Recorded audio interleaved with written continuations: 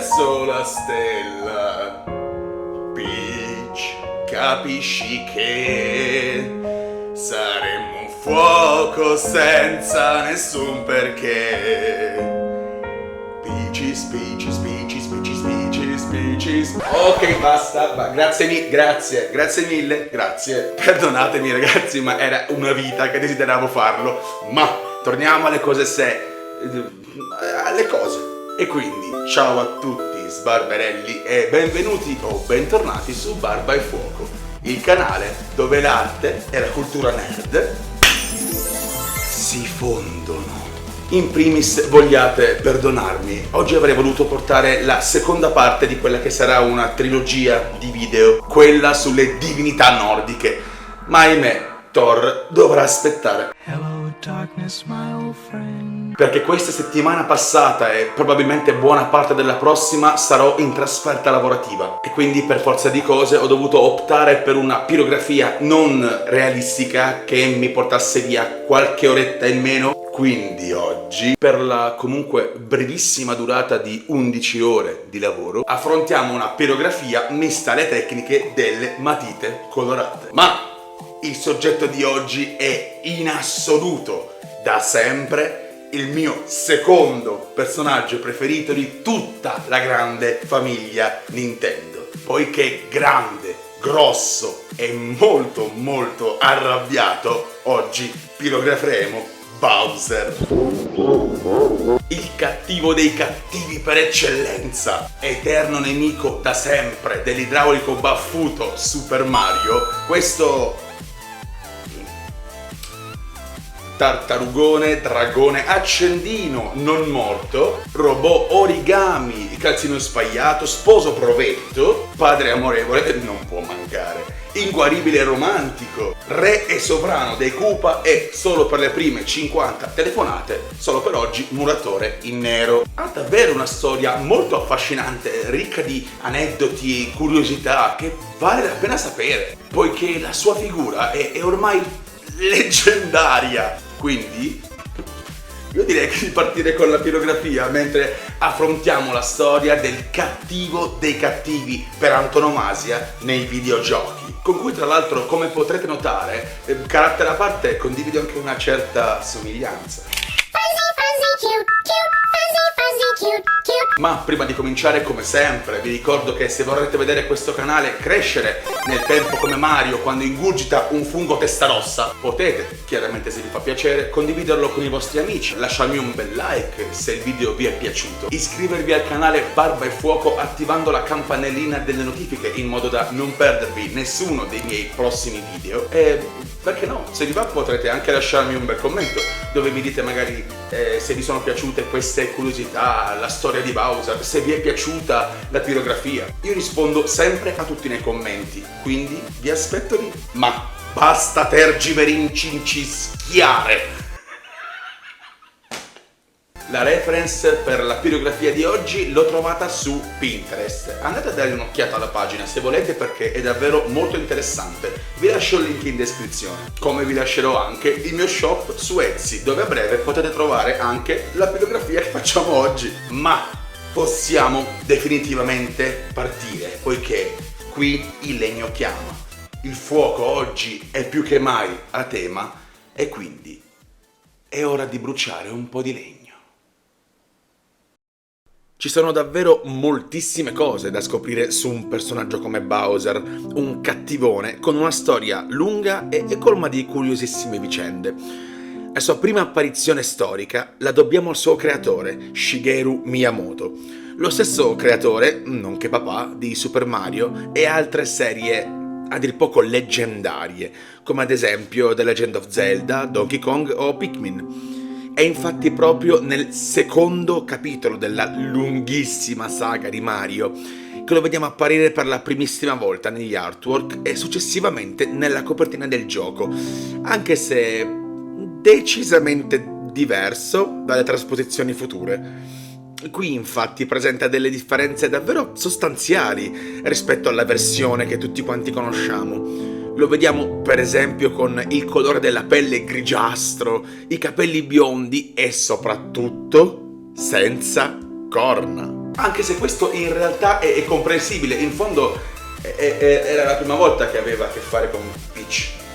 Questa è una grande scorrettezza, merito soltanto la monnezza. E questo perché Miyamoto aveva tratto la sua principale ispirazione da una creatura presente nelle 13 fatiche di Ercolino, un cartone animato all'epoca piuttosto famoso in Giappone, ma fu soltanto un altro illustratore, tale Yoichi Kotabe, a dargli definitivamente il design che tutti conosciamo e la forma meno bovina e più, tartadragosa.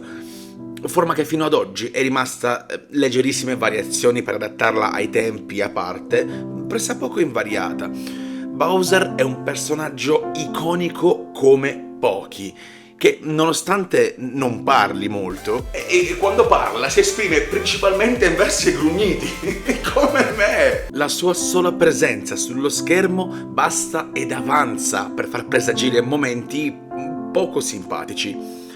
Nei primi capitoli lo si poteva vedere sempre correre dietro alla propria ambizione, rapire l'allora indifesa principessa Peach e conquistare il regno dei funghi perché sì, diamine, lui è un cattivone, rapisce le principesse e le porta nel suo castello, voglio dire, è il suo mestiere. Siamo cattivi, siamo fatti così. Con il tempo però abbiamo potuto vedere crescere i mezzi che ha a disposizione e, cosa a mio avviso fantastica, la sua famiglia. Ma andiamo con ordine. Una delle cose più curiose, a mio avviso, è stata proprio l'evoluzione legata ai mezzi del personaggio. Mi spiego meglio. Nei primissimi episodi lo vediamo appiedato, mentre sputa fiamme dalla bocca contro il nostro eroe. Semplice e diretto. Ma evolvendosi il suo background, un po' alla volta si sono evolute anche le sue, chiamiamole capacità costruttive ed evidentemente le sue finanze. Infatti da Super Mario World in avanti lo vedremo sempre più spesso accompagnato da strani congegni, alleati meccanici, vere e proprie navi da guerra volanti, pianeti. Bowser deve aver trovato un modo di fare i soldoni nel regno dei funghi che francamente mi sfugge. Ragazzi, sono veramente euforico. E man mano questi trabiccoli saranno sempre più grossi e devastanti. Io ho sempre trovato affascinante il fatto che, come la sua controparte buona, sia un personaggio incredibilmente malleabile. Infatti la fantasia di Nintendo è sempre stata uno dei cardini di questa serie e le varie apparizioni, come per esempio la versione scheletro o la versione mecha, telecomandato tra l'altro da Rebu in persona, il mio personaggio preferito in assoluto. O la versione in forma di origami, per esempio. Tutte queste ne sono la conferma. Una delle mie forme preferite in assoluto, nel quale viene mostrato, è quella in forma baby. Mi piace da morire il piccolo Baby Bowser ed il suo caratteraccio apparso per la prima volta in quel capolavoro chiamato Yoshi's Island. Da non confondere però con Bowser Jr., il suo piccolo figlio di madre ignota.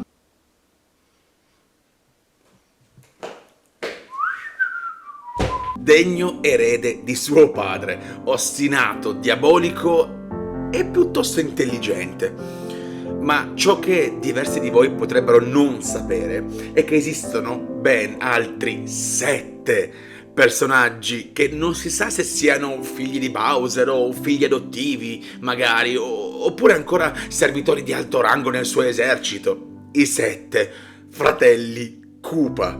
Io li amo. Iggy, Larry, Lemmy, Ludwig von Koopa, Roy, Wendy e Morton Koopa Jr. sono dei personaggi a dir poco epici e totalmente sbarellati di cervello, ognuno con le sue caratteristiche ed una propria personalità, ed il fatto che siano stati utilizzati così poco nel corso della serie, a mio avviso, è un vero spreco di potenziale. Conquistare regni, cercare di conquistare l'amore della principessa Peach a colpi di tamarrate spaziali, sputare fiamme, essere un figo pazzesco, avere soldi infiniti ed una bella e grande famiglia. Cioè, fermi, essere Bowser deve essere fichissimo.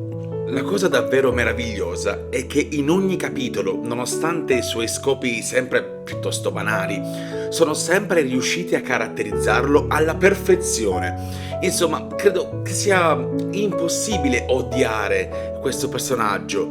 Il suo successo è proporzionalmente adeguato alla sua evoluzione ed è semplicemente stellare. Una forma d'amore ad un cattivo vero, che lo è solo per il gusto di esserlo. Sì, lo so, Sbarbarelli, anche a me mancano i cattivoni così, senza ridicoli background che ne spieghino il motivo della cattiveria. Ok, prima di dare una rapidissima occhiata alle apparizioni cinematografiche e televisive, vorrei fare una menzione d'onore ad un momento davvero speciale della serie, nonché uno dei momenti più epocali nella storia del videogioco. La primissima volta, Sbarbarelli, che in Super Mario 64 lo vediamo in 3 dimensioni. Quello, ricordo, fu uno dei momenti più epici ed alti raggiunti dal piccolo me. Vederlo riempire lo schermo totalmente in 3D, gigante e sputare fiamme fu qualcosa di travolgente. Un punto di riferimento tra i miei ricordi videoludici. Ok, parliamo un attimo di Bowser sul grande e piccolo schermo. Tutti lo abbiamo amato, vero? Sì ragazzi, lo so che tutti lo avete visto e lo avete adorato, specialmente per chi ha la mia età o giù di lì. Ah, il nostro amato Attila. Come? Come chi? Come sarebbe chi è Attila? Ma Attila è ovviamente il nome che in Italia avevano dato con la sorta di culo che doveva essere Bowser. Ma è ovvio. Mamma mia ragazzi, quanto diamine era brutto quel cartone animato. Sì, io ovviamente lo adoravo, ma io ero un bambino problematico, siate buoni. Quel cartone era davvero orrendo, sia per le storie che per le animazioni. Lì il Re dei Koopa era così. Moccioso di uno stupido sauro, cosa credi che siamo noi, un'opera pia? D'altronde da una serie dove Toad prende il nome di Ughetto, voglio dire, beh, stendiamoci un attimo e parliamone, su, dai. Ma voglio concludere proprio con l'ultima apparizione, a mio avviso brillante, che abbiamo potuto godere al cinema. Sì, il Bowser interpretato da Jack Black, così meravigliosamente animato, è stato, a mio avviso, una stupenda perla. In quest'ultima trasposizione cinematografica hanno raggiunto un apice di grandiosità eccelsa, secondo me. Esalta tutte le caratteristiche che abbiamo imparato ad amare: la crudeltà, la timidezza, l'ambizione, senza togliere niente alla tenerezza, alla prepotenza. In questo film Bowser è tutto questo ed è perfetto. E Jack Black gli ha donato la sua voce come una vera e propria ciliegina sulla torta. E insomma, ragazzi, sappiamo tutti quanto la nostalgia sia parte di noi e quanto sia facile farsi annebbiare la vista dall'effetto nostalgico dei ricordi. Ma personaggi come questo ci ricordano sempre che si può rimanere attaccati alle cose che hai sempre amato, anche se queste cambiano e si evolvono. Ci ricordano che non è sempre necessario attaccarsi disperatamente a quanto le cose fossero meglio in passato. No. Le cose erano semplicemente diverse e si sono evolute, proprio come me, o come te, proprio come te che stai guardando. Tutto cambia, cresce e si evolve, delle volte inciampando. Quando anche noi impareremo che spesso non è un male approcciarsi a qualcosa che non conosciamo, e che prima di giudicarlo dovremmo quantomeno comprenderlo. Forse in quel momento la nostalgia potrà tornare semplice, puro e meraviglioso stupore. Il concetto di era meglio prima potrà diventare che meraviglia e meglio di come me lo ricordavo. Fino ad allora, ora e per sempre, lunga vita al Re dei Koopa. La bruciatura può finire. Finalmente, mamma mia, era da moltissimo tempo che volevo omaggiare Bowser, non vedevo l'ora. Non vedevo l'ora da anni di fare una pirografia su di lui. Io spero con tutto me stesso che la pirografia vi sia piaciuta, così come anche le curiosità su Bowser. Nel caso, come detto prima ragazzi, io vi aspetto qua sotto nei commenti. Ma se invece non vi basta solamente il commento e volete contattare direttamente me per qualche informazione o richiedermi una commissione, potete come sempre scrivermi alla mail barbaefuocoinfo@gmail.com. Ma anche il video di oggi giunge a termine, sbarberelli. Io vi lascio qui o qui, non lo so dove sarà, un'altra bella playlist di pyro contenuti che potreste trovare interessanti. Vi invito ancora una volta, nel caso il video vi sia piaciuto, di farmelo sapere in qualunque modo riteniate più congeniale. E vi ringrazio con tutto me stesso per aver visto questo video fino